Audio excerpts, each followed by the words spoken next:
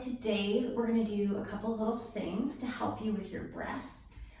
If you want to grab a yoga block, or you can grab a cushion or a pillow, and you can just pop it underneath your hips to kind of open up the hip angle. You're going to very gently kind of sit up tall, feeling your sit bones grounding you down into the floor, feeling that nice, beautiful open collarbone. You want to make sure that you're not overly retracted and flaring your ribs, nor are you collapsed forward. But you want to find that almost abdominal traction, so you're using that transverse with that deep layer of abdominals that starts at your spine, wraps across the floating ribs and to the front of the rib cage, and then also comes all the way down the back, over the hips, and down to the pubic bone. So you're going to feel both the transverse and that pelvic floor engaging without shortening or contracting around the spine, but almost like you're creating traction and lengthening around the spine. You can either have your hands down by the sides, and again, we're trying to find that nice connection into the abdominals and into the pelvic floor. Or you can take your hands to your ribs, feeling that nice connection, wrapping the thumbs towards the back and the fingers towards the front. So we're gonna just start with a nice inhale through your nose, feeling the breath expand between the ribs and the spine. And then exhale, pull the pelvic floor in, closing or wrapping, or it's called approximating, the transverse of the abdominal structure. So here we go, nice big inhale into the three-dimensional breath, opening up the lungs posteriorly.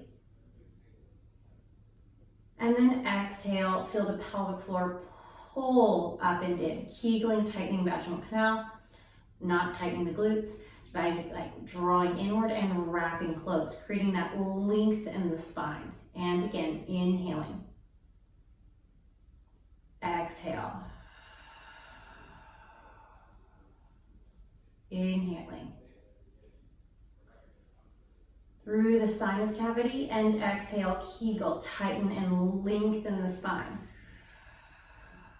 Creating that strong column of support. And again. And exhale. One more time, inhale. And exhale. Kind of finding that support, that almost ujjayi, or that kind of upper sinus cavity, upper respiratory breath, while totally controlling and supporting the abdominals and the spine, kind of wrapping together. So you're just kind of finding that lengthening and opening through the body during your breath. And we're just going to take 6 more on our own count and just kind of relax. And again, you're going to inhale, feel the collarbones expand. Exhale, Kegel.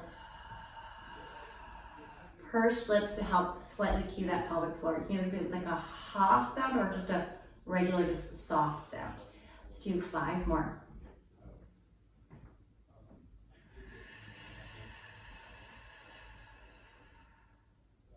4. Exhaling, pulling the pelvic floor closed.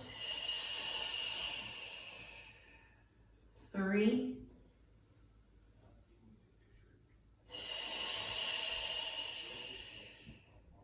2. And squeeze those abs. Last 1.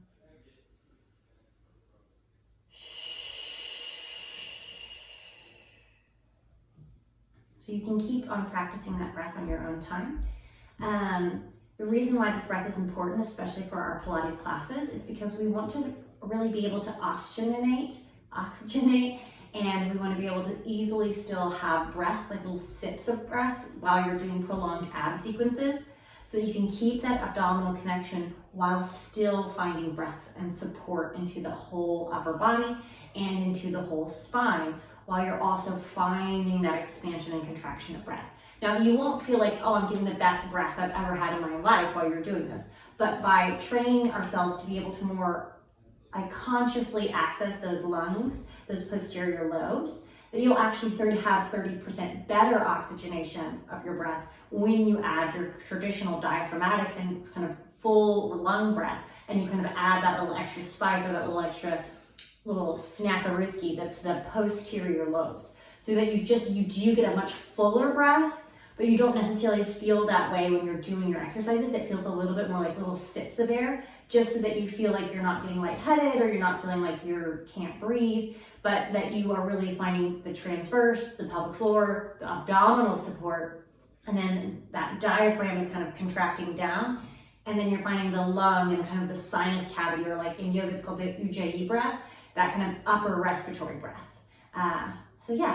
So that is our 3-dimensional breath.